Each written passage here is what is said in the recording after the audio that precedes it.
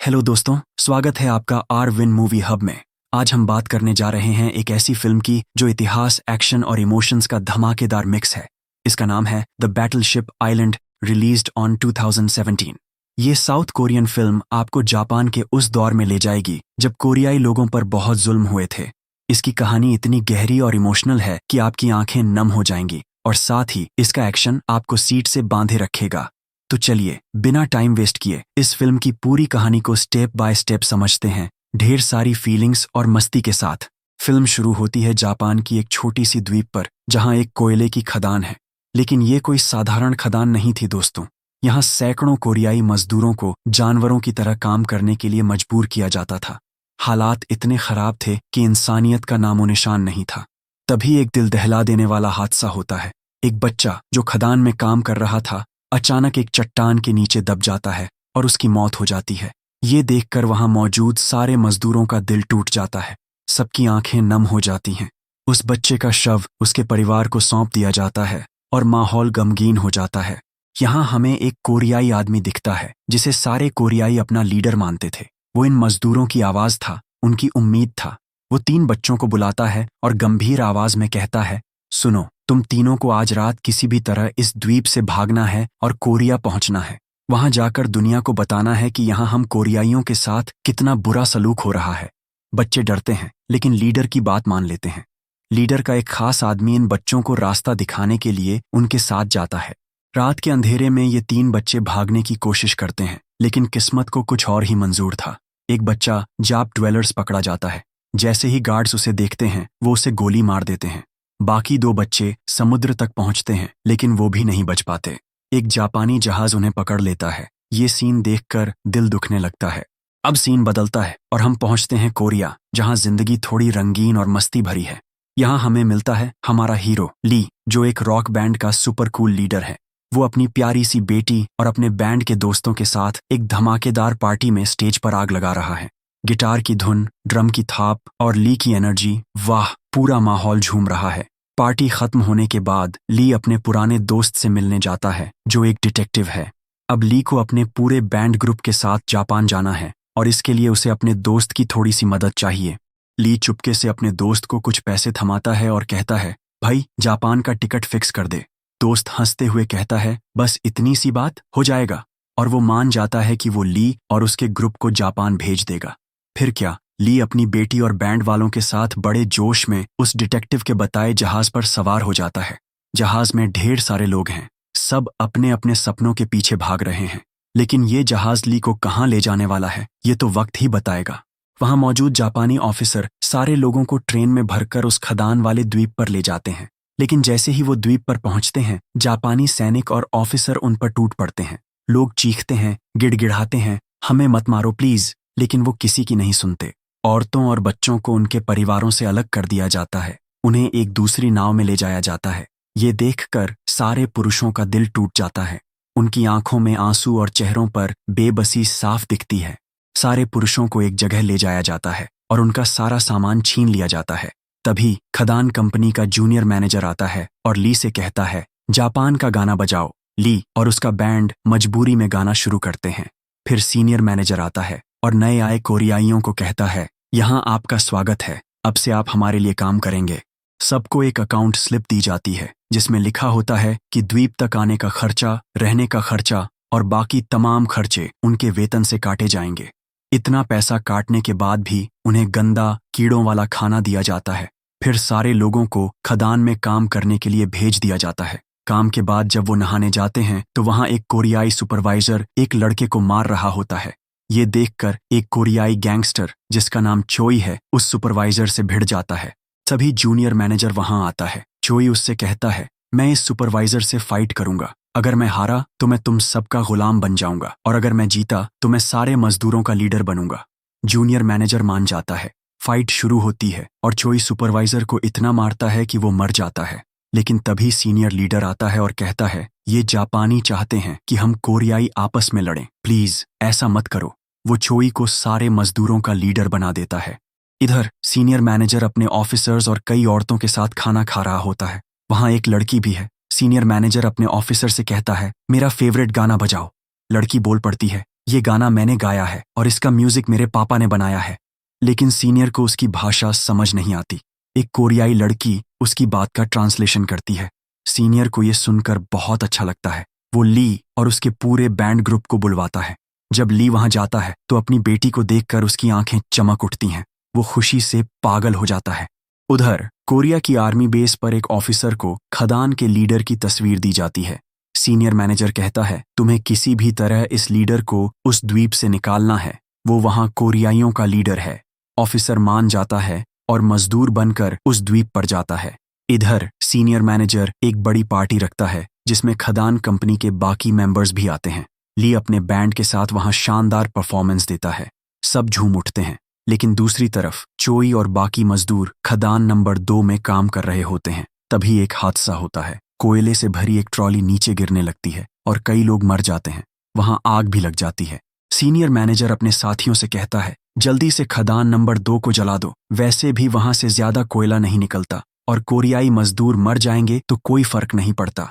उसके साथी ऐसा ही करते हैं और खदान को बंद कर देते हैं। अंदर फंसे मजदूर घबरा जाते हैं, डर जाते हैं। उनकी चीखें सुनाई देती हैं। लेकिन जब सीनियर मैनेजर को पता चलता है कि कोरियाई लीडर भी उस खदान में फंसा है, वो घबरा जाता है। वो अपने आदमियों से कहता है, जल्दी से उसे निकालो वरना सारे मजदूर हड़ताल कर देंगे। जापानी मजदूर खदान खोलने की कोशिश करते हैं लेकिन नाकाम रहते हैं। तभी अंदर फंसे मजदूर डायनामाइट का धमाका करके खदान खोलते हैं और बाहर निकल आते हैं। घायल कोरियाई लीडर को देखकर सारे मजदूर खुशी से चिल्लाने लगते हैं। उसमें वो आर्मी ऑफिसर भी शामिल होता है जो लीडर को निकालने आया था। आर्मी ऑफिसर लीडर से मिलता है और कहता है, मुझे आर्मी ने आपको यहाँ से निकालने के लिए भेजा है, लेकिन इसके लिए मुझे एक टेलीग्राफ चाहिए ताकि मैं आर्मी से कांटेक्ट करके यहाँ जहाज मंगा सकूं। लीडर कहता है, ठीक है, मैं जल्दी से टेलीग्राफ का इंतजाम करूंगा। वो आर्मी ऑफिसर ली के पास जाता है और कहता है, मुझे ऑफिसर के कमरे की चाबी चाहिए क्योंकि वहां टेलीग्राफ है। ली पूछता है, पहले बताओ तुम्हें चाबी क्यों चाहिए। ऑफिसर बताता है, मैं एक आर्मी ऑफिसर हूं और लीडर को यहाँ से निकालने आया हूं। ली कहता है, ठीक है, मैं तुम्हें चाबी दूंगा लेकिन एक शर्त पर, तुम मुझे और मेरी बेटी को भी इस द्वीप से निकालोगे। ऑफिसर मान जाता है। ली चुपके से ऑफिसर की चाबी को गर्म करके उसका प्रिंट एक फिल्म रील पर लेता है। फिर अपने दोस्त को वो प्रिंट देकर चाबी बनवाता है। चाबी बनने के बाद वो उसे आर्मी ऑफिसर को दे देता है। ऑफिसर उस चाबी से ऑफिसर के कमरे में जाता है, आर्मी से कांटेक्ट करता है और एक जहाज मंगवाता है। वहां उसे कोरियाई मजदूरों का अकाउंट रिकॉर्ड भी मिलता है। तभी द्वीप के ऊपर दुश्मनों के कई हवाई जहाज गुजरते हैं। सब अपने घरों में छुप जाते हैं और लाइट्स बंद कर देते हैं। इस मौके का फायदा उठाकर आर्मी ऑफिसर लीडर को एक जगह ले जाता है। वो उस पर बंदूक तानकर कहता है, मुझे अकाउंट रिकॉर्ड मिला है। इसके मुताबिक मजदूरों का सारा पैसा और मुआवजा तुम और सीनियर मैनेजर आपस में बांट लेते हो। सारे कागजों पर तुम्हारे साइन हैं। लीडर कहता है, मैं ऐसा नहीं करता, सीनियर मुझे फंसाने की कोशिश कर रहा है। तभी ली अपनी बेटी के साथ वहां आता है। उसी वक्त पूरे द्वीप पर धमाके होने लगते हैं। सीनियर मैनेजर भी उस धमाके में जल जाता है। जापानी लोग बंकर में छुप जाते हैं और कोरियाइयों को मरने के लिए छोड़ देते हैं। इस मौके का फायदा उठाकर लीडर भागने लगता है, लेकिन उसे बचाने के लिए उसका खास आदमी आता है। लीडर उससे पूछता है, तुमने वो अकाउंट रिकॉर्ड देखा? वो कहता है, हाँ देखा। ये सुनते ही लीडर उसे गोली मारकर मार देता है। ली और उसकी बेटी ये सब चुपके से देख लेते हैं। खदान कंपनी का सीनियर ऑफिसर जूनियर को कॉल करता है और कहता है, हिटलर मर चुका है। जो भी नाजियों की मदद कर रहा था उसे क्रिमिनल माना जा रहा है। अमेरिका ने हिरोशिमा पर खतरनाक बम गिराया है जिससे पूरा हिरोशिमा तबाह हो गया। जूनियर बताता है, हमारा सीनियर मैनेजर घायल है, उसे धमाके में जलने की वजह से चोट लगी है, हमें मदद चाहिए। सीनियर ऑफिसर कहता है, तुम सीनियर मैनेजर को मार दो और खुद सीनियर बन जाओ। जूनियर ऐसा ही करता है और सीनियर मैनेजर को मार देता है। अगले दिन जापानी लोग कोरियाइयों को बाहर निकालने के लिए प्रोटेस्ट करते हैं। उनका कहना है कि एक कोरियाई ने एक जापानी लड़की के साथ बदतमीजी की और उसे मार दिया। लेकिन सच ये है कि सुपरवाइजर ने उस लड़की के साथ जबरदस्ती की थी और अब खुद को बचाने के लिए उसने सारा इल्जाम चोई पर डाल दिया। जूनियर मैनेजर सबके सामने वादा करता है, मैं जापानियों को यकीन दिलाता हूं कि कोरियाइयों को सजा जरूर मिलेगी। जापानी लोग चोई को पकड़ लेते हैं। जूनियर मैनेजर लीडर से कहता है, मैं तुम्हें यहाँ से निकालने का इंतजाम करूंगा, लेकिन बदले में तुम मुझे मजदूरों से कमाया हुआ आधा पैसा दोगे। साथ ही तुम अमेरिकियों को जाकर बताओगे कि हम कोरियाइयों का अच्छे से ख्याल रखते हैं। अगर उन्हें पता चला कि हम उनके साथ बुरा बर्ताव करते हैं तो वो हमें जिंदा नहीं छोड़ेंगे। लीडर मान जाता है। लेकिन आर्मी ऑफिसर और ली की बेटी ये बात चुपके से सुन लेते हैं। लीडर सारे कोरियाइयों को इकट्ठा करता है और कहता है, जापानियों ने चोई के साथ गलत किया है, वो हमारे साथ बहुत बुरा बर्ताव करते हैं। मैंने सीनियर से इस बारे में बात की और उसने हमारी बात मान ली। अब से हमें अच्छा खाना और ज्यादा मजदूरी मिलेगी। लेकिन हाँ, सबको खदान में आना होगा क्योंकि वहां एक सेलिब्रेशन इवेंट होने वाला है। ये सुनकर सब खुश हो जाते हैं, लेकिन आर्मी ऑफिसर सबके सामने चिल्लाता है, ये लीडर झूठ बोल रहा है, उसने तुम सबको धोखा दिया है। वो सीनियर और जूनियर के साथ मिलकर तुम्हारा सारा पैसा और मुआवजा खा जाता है। लीडर कहता है, नहीं, ऐसा कुछ नहीं है, ये झूठ बोल रहा है क्योंकि ये अमेरिकी जासूस है। तभी ली अकाउंट रिकॉर्ड दिखाता है। ली की बेटी भी कहती है, आर्मी ऑफिसर सही कह रहा है, मैंने अपनी आंखों से लीडर को अपने वफादार साथी को मारते देखा। ये सुनकर सारे कोरियाई लीडर के खिलाफ हो जाते हैं। आर्मी ऑफिसर उसे गोली मारकर मार देता है। अब कोरियाई लोग चोई को भी आजाद कर लेते हैं।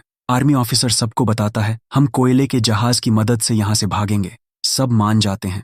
कुछ लोग हथियार बनाने लगते हैं ताकि जरूरत पड़ने पर वो अपनी रक्षा कर सकें। सबसे पहले आर्मी ऑफिसर कुछ लोगों के साथ कोयले के जहाज पर कब्जा करता है। वो लोग एक लकड़ी के पुल से जहाज तक पहुंचने की कोशिश करते हैं जिससे कोयला जहाज में लोड किया जाता है, लेकिन वहां कुछ जापानी सैनिक दिख जाते हैं। ली सैनिकों का ध्यान भटकाता है और आर्मी ऑफिसर अपने साथियों के साथ उन्हें मार देता है। अब सारे कोरियाई उस पुल से जहाज में जाने लगते हैं। बाकी कोरियाई जापानियों को उनके घरों में बंद करके आग लगा देते हैं। सभी जूनियर मैनेजर कोरियाइयों को भागते हुए देख लेता है। वो अपने सैनिकों को उनके पीछे भेजता है। जो एक कोरियाई लड़की और अपने साथियों के साथ जापानी सैनिकों से लड़ने जाता है, लेकिन तभी वो रस्सी जिससे कोरियाई जहाज में उतर रहे थे टूट जाती है। जापानी सैनिकों के हमले में कई लोग मर जाते हैं। सारे कोरियाई अब उस लकड़ी के पुल पर चढ़ने लगते हैं, लेकिन ज्यादा वजन की वजह से वो पुल भी टूट जाता है। आधे लोग जहाज में पहुंच जाते हैं, लेकिन आधे लोग द्वीप पर फंस जाते हैं। यहाँ जापानियों और कोरियाइयों के बीच खतरनाक जंग शुरू हो जाती है। ली अकेले उस टूटे हुए पुल को उठाने की कोशिश करता है, लेकिन नाकाम रहता है। तभी उसकी बेटी उसकी मदद के लिए आती है। ये देखकर बाकी लोग भी आ जाते हैं और सब मिलकर वो पुल उठा लेते हैं। जंग के बीच उस कोरियाई लड़की को गोली लग जाती है। गोली सुपरवाइजर ने चलाई थी। चोई गुस्से में आग बबूला हो जाता है। वो सुपरवाइजर से भिड़ जाता है और उसकी हड्डियां तोड़कर उसे मार डालता है, लेकिन जब वो कोरियाई लड़की के पास वापस आता है, उसे भी गोली लग जाती है। वो किसी तरह लड़की के पास पहुंचता है और दोनों एक दूसरे को गले लगाकर मर जाते हैं। ये सीन देखकर दिल रोने लगता है। ली अपनी बेटी के साथ आगे बढ़ रहा होता है, तभी जूनियर मैनेजर उसे गोली मार देता है। ली भी जवाब में उसे गोली मारता है। ली की बेटी अपने पिता की तरफ दौड़ती है, लेकिन जूनियर उसे पकड़ लेता है। आर्मी ऑफिसर जूनियर पर पत्थर फेंकता है, जिससे वो ली की बेटी को छोड़ देता है। लेकिन जैसे ही जूनियर फिर से ली पर गोली चलाने वाला होता है, ली की बेटी उस पर बोतल बम फेंक देती है। जूनियर जलने लगता है। आर्मी ऑफिसर उसका गला काट देता है। वो सारे जापानियों से कहता है, तुम्हारा सीनियर मैनेजर, जूनियर मैनेजर और सुपरवाइजर सब मर चुके हैं। अब जंग खत्म करो, हम यहाँ से जा रहे हैं। ये सुनकर जापानी रुक जाते हैं। बाकी कोरियाई उस पुल से जहाज में चढ़ जाते हैं, लेकिन ली की हालत बहुत खराब हो चुकी थी। वो आर्मी ऑफिसर से कहता है, मेरी मौत के बाद मेरी बेटी का ख्याल रखना, और ये कहकर ली मर जाता है। उसकी बेटी ये देखकर फूट फूट कर रोने लगती है। तभी उनके सामने एक जोरदार धमाका होता है। ये धमाका नागासाकी में अमेरिका के बम की वजह से हुआ था। सब हैरान रह जाते हैं। आखिरी सीन में हमें ली की बेटी दिखाई देती है और यहीं फिल्म खत्म हो जाती है। द बैटलशिप आइलैंड हमें कोरियाइयों की उस दर्दनाक कहानी को दिखाती है जब उन्हें गुलामी और जुल्म सहना पड़ा। ये फिल्म दिखाती है कि इंसान कितना भी टूट जाए, उम्मीद और हिम्मत उसे फिर से उठा सकती है। तो दोस्तों, ये थी द बैटलशिप आइलैंड की पूरी कहानी। उम्मीद है आपको पसंद आई होगी। अगली वीडियो में फिर मिलते हैं। तब तक टेक केयर और कीप वॉचिंग।